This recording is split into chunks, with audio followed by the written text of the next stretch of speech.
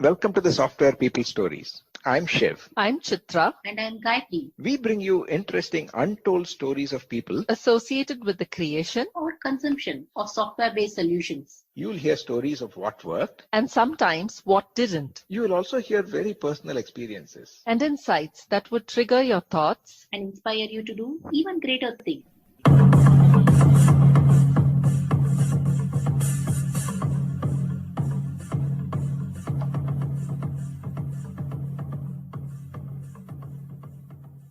Talking to our guest this week was an experience of several facets coming through with a lot of passion and energy. And Ranjani Mani pretty much opens this conversation with a powerful statement indicating she wants to create a world that we would like our children to live in. From how she chose to be an engineer to why she then did an MBA, to having multiple interests and high curiosity, to what it means to have a human centric approach to AI and a future with a symbiotic relationship between AI and the human race. Ranjani quotes several books in this conversation that reveal her deep interest in reading, amongst many other things. Listen on. Good morning, Ranjani. A very warm welcome to you to the Software People Stories podcast. It's very nice to have you here on our show today, and I'm really looking forward to this conversation. Yeah, no, absolutely. Thank you, Chitra, first of all, for having me here on your podcast. I'm super glad to be here today and I'm looking forward to our chat as well. We usually ask our guests to introduce themselves to our Mhm. listeners. So, how would you like to do that? So let me maybe start with what I believe in as a person, right, in terms of what I want to get to. So I'm very passionate about creating the world we want our children to live in, right? That's been kind of my North Star. And in terms of my career, I've been working in the space of product management, consulting, and analytics for around, let's see, 14 years now. And my interests, they kind of lie in solving business problems with analytics, strategy, and leadership, right? So currently, I lead this global data sciences team at VMware, and we work on solving concept to completion analytics problems around providing exceptional customer experience. So currently there's a lot of focus on SaaS transformation, and we work on how we can drive this through customer success and AI-driven customer experience, right?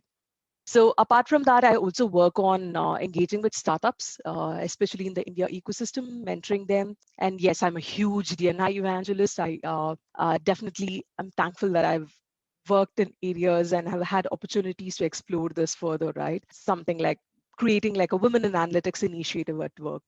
So those are things which I do as part of my day job. But apart from that, I've been like a typical nerd, Chitra. So I think still I am. I was keen on doing medicine, right? But I ended up doing engineering thanks to my parents who kind of thought that that was a better option for me at that point in time.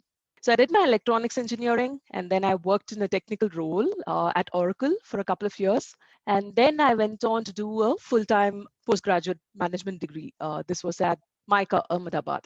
So I kind of remember this was like the first time I went out of my hometown, which is in Bangalore, to the city, which was 1,500 kilometers away, right? So it was this 24-hour train ride I took with my dad, which I very vividly recollect. But I think that was a period when I kind of discovered a bit more about myself. Because I was trying to fend for myself. So post that, I had a bunch of stints with Tata Docomo, Tech Mahindra. I also worked with Dell Global Analytics before moving to VMware. That's, I think, mostly what I do at work. I'm very passionate about like a lot of things, but I've realized that it primarily falls under three areas, right? I love reading and writing about AI and tech. I probably would just read books for a living if I could. So I'm very fond of books. And I also work towards being better, right? So those are the three key areas I believe in. Also, in terms of technology in itself, right? Big believer that tech in itself is not inherently good or bad. And more importantly, it reflects like the intentions of the user. And as a background, my parents both have been working professionals, and I've kind of always seen them treat each other equal, right, at all times. Therefore, that was my definition and expectation of normal. When I grew up and I see that that's probably not the case for many women, that infuriates me, right? So, how can we help enable women with a choice is something which I'm keen on figuring out how I can do my part towards it, right? So I think that's like a long-winded introduction, but yeah, that's a bit about Fascinating, Ranjani. I hope we can have many, many more conversations to come. There are just like 100 questions popping in my head right now. And it's always lovely to have someone that is clearly so passionate about so many things. And in fact, I'd like to start with the last thing that you said. And having come from a Sure. similar background where my parents have Mm, been working professionals as well, and certainly what you said struck mm, me. How did you see that upbringing influence you in mm, whether it was, your mm, stint at Mica or what you have done mhm. at the workplace?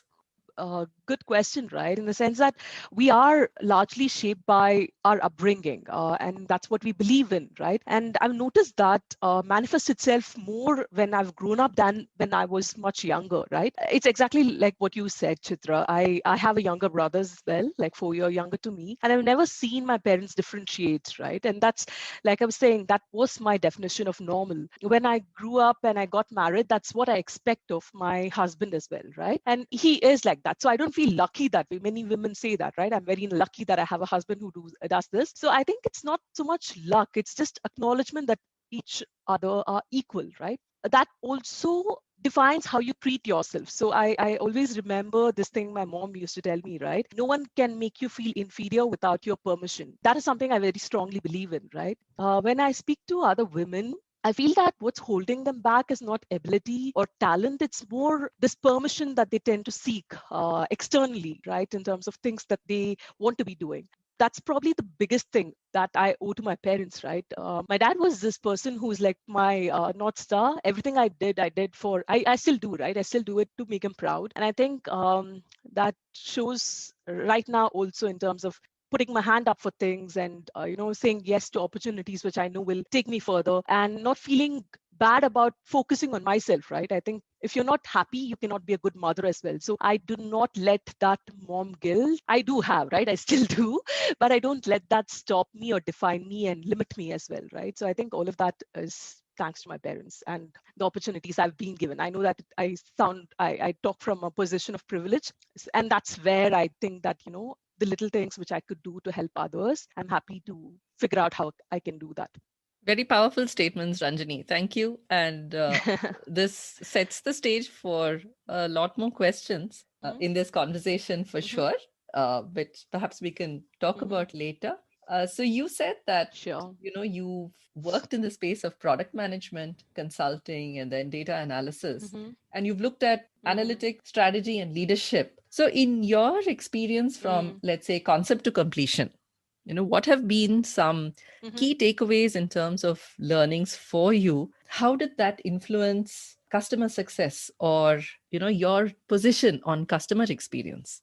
I would probably take a step back. I think it's not just in terms of customer experience, it's in general in terms of solving any problem. Yes, and it does impact customer experience, right? One thing I believe would help everyone, irrespective of the profession, is the way we look at things, especially in analytics, right? Where I come from is whether we are taking this user centric approach to designing solutions. Now, what does that even mean? It means that it doesn't matter if your model is the most accurate, but if the results aren't helpful to the business in driving value, or even if they can't interpret it, if they do not trust it enough, if they don't understand it enough. There are like multiple examples I can provide where it doesn't matter if you're working on like latest cutting edge algorithms, but if you're not asking the right questions or understanding the data with the right business context. At the end of the day, right, humans, I think, are like storytelling animals. So as data scientists, are we able to translate the output into an outcome? And those are two different things, right? So it's about thinking about the problem more holistically. Do we have the right data? Is it consumable? Is it usable? Are you setting the right expectations on what it can provide, right? And how it can be consumed? That is probably the message I would probably tell for aspiring data scientists too, right? That if all you can do is to code in Python as well as another person, then you can be easily replaced. Are you actually working towards being a cog in the machine or more of a linchpin, right? So I think that holistic view is what drives customer experience, drives exceptional value as a person to what you're doing versus just doing A, B, and C because you've been told to do A, B, and C. That certainly makes a lot of sense, Ranjani. So when you decided to go and do your MBA, what was the primary motivation for doing that? Multiple, right? On the light side, yes, I probably wanted to do this because my parents wanted to get me married off, and I didn't want to do that, right? So that was probably one of the reasons. But right now, I know there are a lot of folks who question the value of getting a MBA, right? But then I think it's one of those places where I learned more about things outside of the classrooms than within. I personally think doing like a full-time MBA was one of my better decisions. Like I was alluding to earlier, I think I discovered a bit about myself for the first time out there because I was trying to fend for myself, figure out things for the first time, outside of home when my dad was not around to help. And I had some brilliant professors, and I've been a science student throughout, right? And so I ended up learning subjects which I would have never otherwise been exposed to. Things like semiotics and brand management, and we had film studies and culture and communication. So I think it gives you this rounded holistic view to things. It's definitely made me less judgmental of perspectives which are different from my own, and also having like maybe conflicting opinions in my head, and being okay with the ambiguity, right? Being comfortable with the ambiguity. Professionally, I think it's helped amplify my strengths in looking at data problems from a business user's perspective. I don't know whether you've heard this, Chitra, but there's a lot of studies which predict that, like I think there was a Gartner research which showed that I think around 80% of analytics insights will not deliver business outcomes until like 2022. Now, why do we think that such a huge number of AI projects fail? I think one of the key reasons is that the AI strategy doesn't align with the business strategy, right? And these are usually in parallel. And I kind of see myself fitting in that interface quite well because I can translate the business into the technical problem and then in being the storyteller and conveying value back to the business. In that sense, it has definitely helped me. I would also like to believe that probably it has helped me be a better leader as well. For now, I hire data scientists who are much smarter than I in that space, and therefore it makes for a well-rounded team.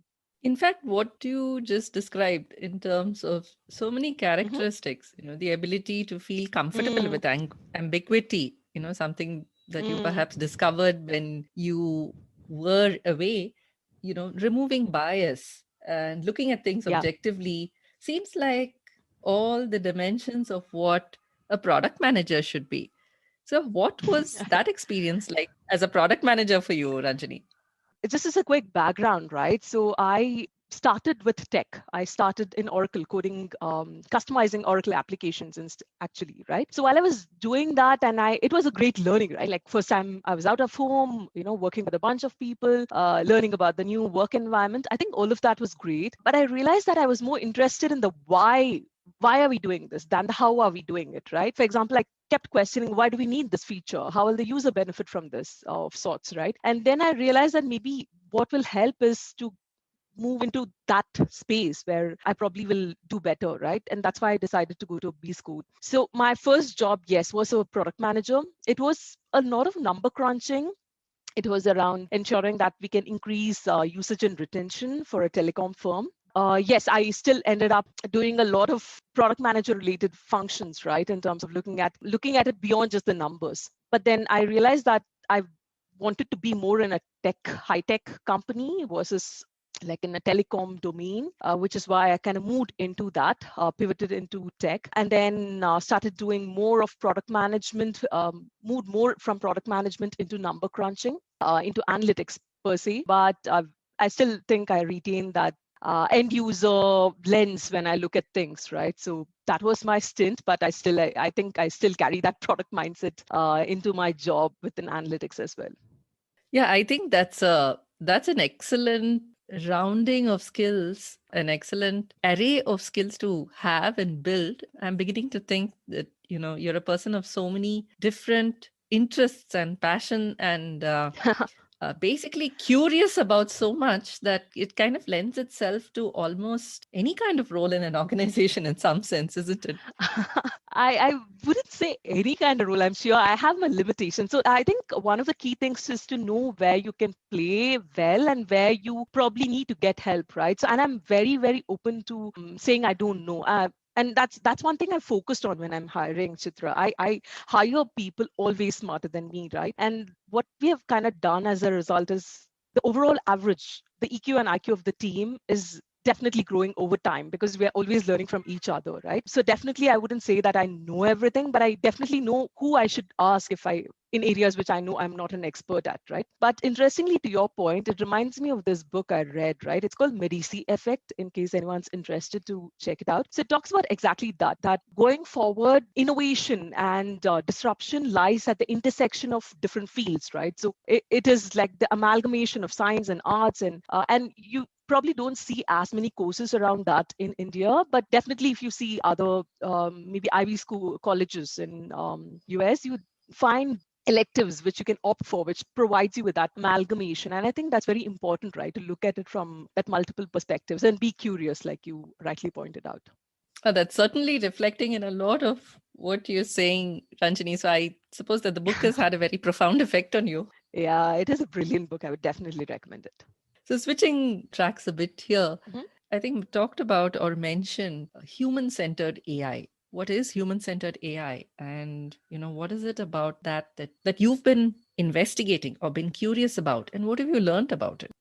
And I think we did touch upon this a bit earlier when we spoke about like the user-centric approach to designing solutions, right? So I remember doing these bunch of design thinking courses from IDEO, which is this design thinking school, famous for taking the user-centric approach, right? And then I realized that this is relevant for us as well, even when you're looking at numbers.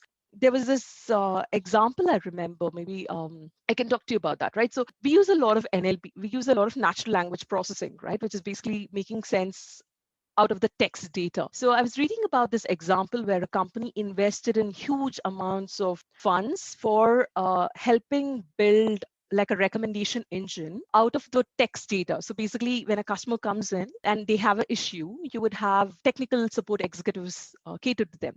So would you be able to recommend what that solution should be to a particular problem, right? So that was basically what the recommendation engine was supposed to do. And then they realized that after say 3 months of rolling out the solution, that no one was using it. Like the technical support executives were not using it. And then they realized it was because they didn't find it useful.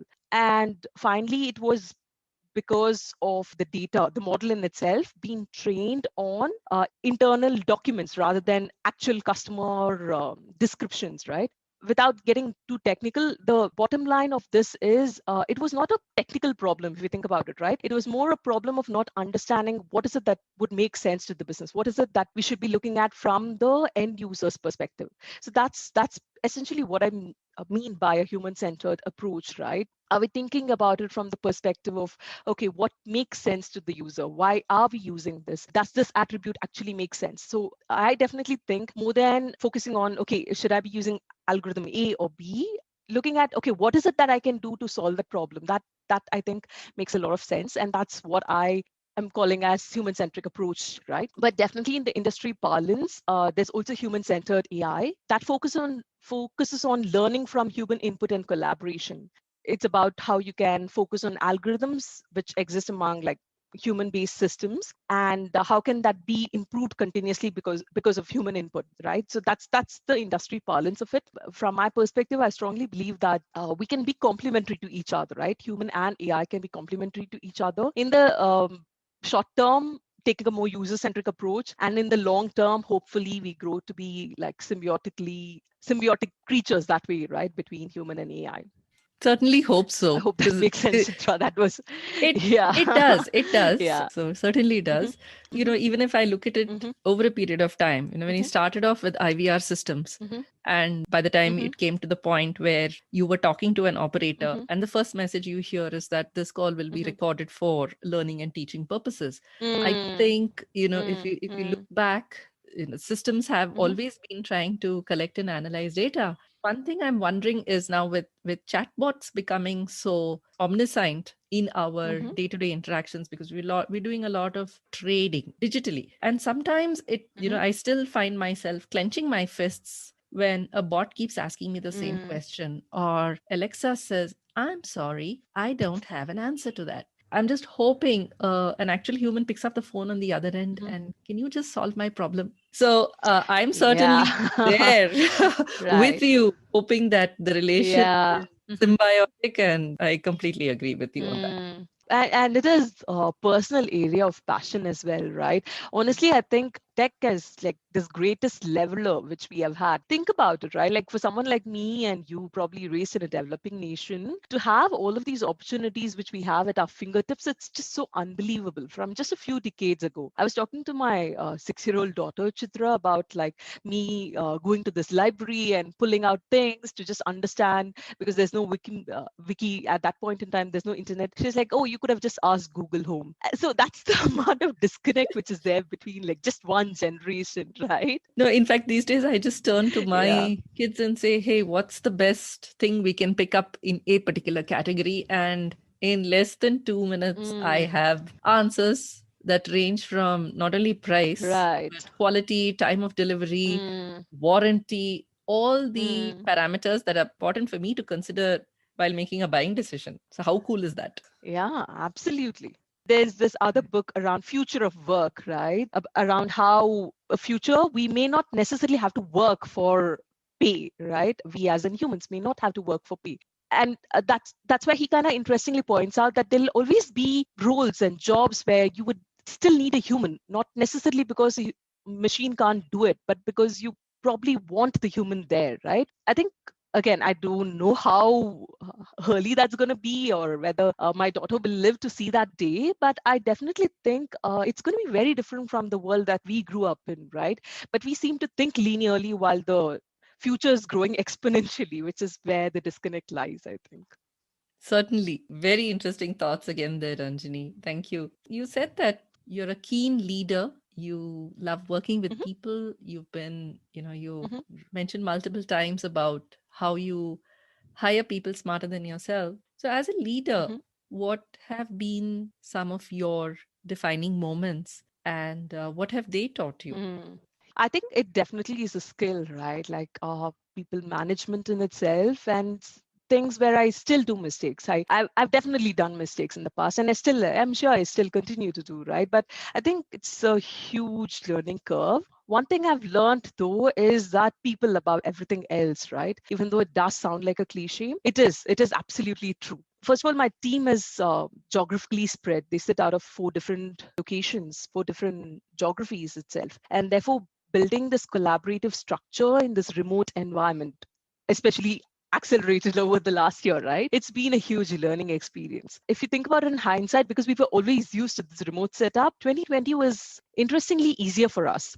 To your question, how do you even start, right? I think if you need to innovate and deliver and succeed, trust is foundational to like any team. If we don't trust each other, we can't do anything more than that. It's like this Maslow's hierarchy of leadership, right? Trust is at the bottommost layer. So I think spending time in building the sense of I will always have your back at all times, irrespective of where you are based out of. I think that's critical. And that cannot be different from someone who's based out of Bangalore versus someone who's based out of Europe, right? It has to be the same. I think the other thing which I've learned, maybe the hard way, is to help define your team culture, right? So what is it that you want your team to stand for? Is it integrity? Is it action bias? What are those high standards? And I think once we get that, then they kind of start to hold each other accountable. So anyone who's coming in tends to follow and adhere himself or herself to those standards. Third one probably is to understand the cultural nuances, right, of folks, and building that personal rapport. It took me a while, right, to do that, especially for with people who are outside of Bangalore. Yes, that has paid up a lot. So we spend a lot of time building bond as a team. We used to do these virtual meetups over topics which are of mutual interest, right? We used to speak about things as varied as your favorite animals, or things which are very, very different from what we do at work as well. We work on things such as papers and brainstorm ideas for patents. And we did these virtual coffee chats. We have fun quizzes and we participate in hackathons. So basically find out areas where you can connect with each other on an ongoing basis. And I think over a period of time, you kind of end up building a really solid high performance team, which they can deliver even if you're not around. And I think that's the biggest thing you can have as a leader, right? A team which can self-sustain and drive, even if you're not present. And I've been very lucky to have someone like that. I have a team like that, in fact. Nice, Ranjani. Different sets of things coming into play here. I'm sure they've certainly helped you be effective as a leader as well. So, you, I know, have been very passionate about getting more women into the space of analytics and data science. How do you think you want to do that and get more women in? And why are you so passionate about this? I think the why part, yes, we did, like we spoke about earlier, right? It really infuriates me when I see the helplessness which probably other women have, right? Women who might have not had the privilege that I did when I was growing up or where I am right now. That is something which is startling, right? So, for example, even in analytics, it's a field we talk so much about in terms of explosive growth. But where are the women? So, I see this gap widen, Chitra, as the experience increases, right? Even when I look at hiring, we have a lot of women join the workforce. We have a lot of women top their classes, but then they drop out later. And I think there was this report, I forget from where, but they called it this broken rung. So they said there's always this broken rung where women probably don't step over to the management positions. So how do we fix the broken rung? This is something kind of spoken about before. So I remember talking about this 5C framework, right? And this is not necessarily relevant for women in analytics. It could be for anyone across their career paths that they choose. First of all, it's like to connect, right? I think it's very, very critical to put yourself out there, irrespective of the fear of being judged. I think many people hold themselves back because of that, right? Showcase your abilities and connect with others, and that'll help you charter your career path. It is so critical to nurture your network, and not just when you need it, right? The best time to network, I think, is when you don't need it. The second thing is probably to constantly learn, and we spoke about this like multiple times in the across this session as well. We live in this knowledge economy, right? You cannot afford not to learn, and the only way to stay relevant is to constantly work towards staying relevant. So I remember reading this interview where this women leader was talking about breaking this glass ceiling. It's also a responsibility, right? So identify what's your purpose and work towards staying true to that. The third one probably is courage, right? So there's this research I remember reading, Chitra, which talks about how women are less likely to ask for a referral or a raise. I've seen that in myself as well, right? So it's important, I think, to have a voice and speak up for yourself. If you don't do it, no one else will, right? So have the courage to talk for yourself and call for help.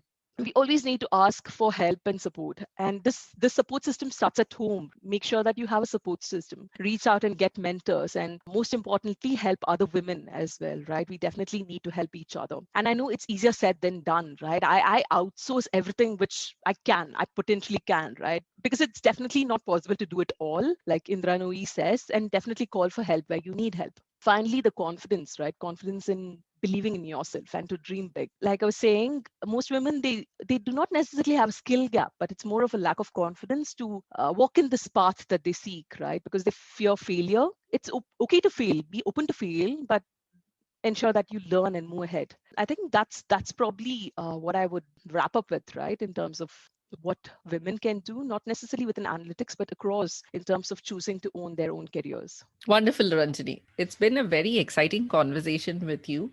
I think we've talked about so many things. And I also think that's really brought out the essence of who you are to this conversation. Thank you so much for your time. Absolutely, Chitra. It was such a pleasure to just talk about things which both of us seem to love, right? And it's great the work that you are doing and kind of putting forth opinions and topics around this out there. So thank you and good luck with everything that you choose to do going ahead.